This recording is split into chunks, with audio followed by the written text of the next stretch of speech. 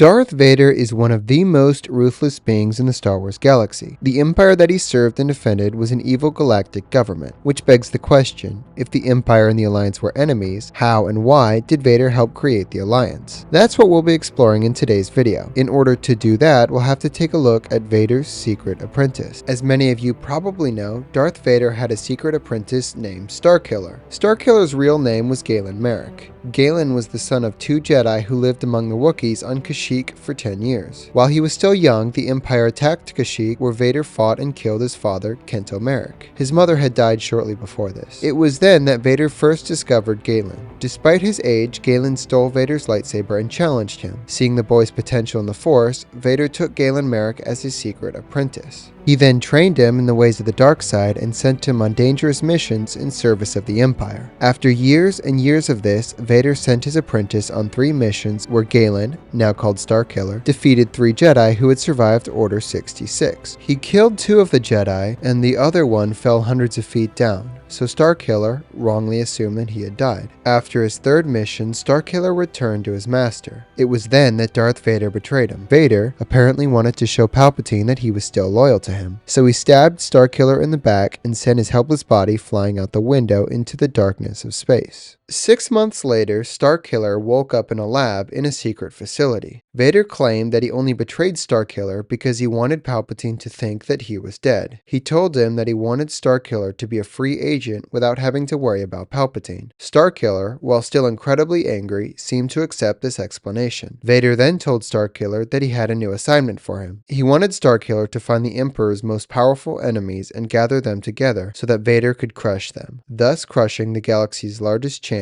at stopping the Empire. Starkiller accepted his master's mission, and along with his droid proxy and pilot Juno, he set out to find those enemies. They started with the Jedi that Starkiller didn't kill. The Jedi's name was Ram Koda. He had been blinded by Starkiller in their previous encounter. Now, although Koda didn't seem like he was the brave warrior that he once had been, he reluctantly agreed to help them. Luckily, Koda had been friends with Bail Organa since before Order 66, so Starkiller went on a mission where he ended up saving Princess Leia and completing a task for her, destroying a skyhook that was used to transport Wookiee slaves. He then rescued Bail Organa from the clutches of Shaak Ti's former Padawan who had turned to the dark side. Both of these actions more than proved Starkiller's alleged intentions to Bail Organa. Bail said that he would ask several powerful friends to join their cause. These included Mon Mothma, a former Republic and Imperial senator, and the former Corellian senator Garm Bel Iblis. Iblis was a legend among his fellow Corellians and a military genius. Now at this point, Starkiller was still very conflicted about where his allegiances lay. He was still essentially Vader's slave and loyal to him, but he also felt like the Alliance could lead to something. It could potentially be a way to help him overthrow Vader and the Emperor. He then asked Vader, via hologram, to stay away, claiming that he needed space in order for the Emperor's enemies to fully trust him. The future leaders of the Rebel Alliance gathered on Garm Bel Iblis's home planet of Corellia. They signed what would be known as the Treaty of Corellia and would go down in history as one of the most important events in galactic history. It was at this treaty that these leaders pledged to form an alliance to stop the Empire. They were inspired by what they believed were Starkiller's noble and heroic actions. Starkiller, under his master Darth Vader's orders, had brought them together. However, this moment was short-lived as Vader decided to spring the trap right then and there. After thanking Starkiller, Vader flung him outside into the snow, away from the future Alliance leaders. Starkiller was furious, reminding Vader that he agreed to stay away. Vader informed him that he had lied, and he had been lying to him from the very beginning. He told Starkiller that this had been his plan all along.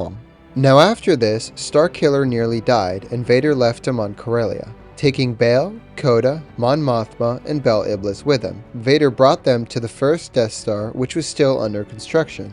Palpatine informed them that they would be tortured for information and then killed. The Alliance was in danger of being crushed before it even got started. Vader and the Emperor's plan seemed to be working out perfectly. Thankfully, Starkiller, who now considered himself to be a Jedi and called himself Galen, was able to break into the Death Star and rescue them. He fought and defeated Vader and then fought Palpatine. He held off the Emperor's lightning long enough for the leaders to escape. He died on the Death Star, sacrificing himself for the rebellion and the galaxy.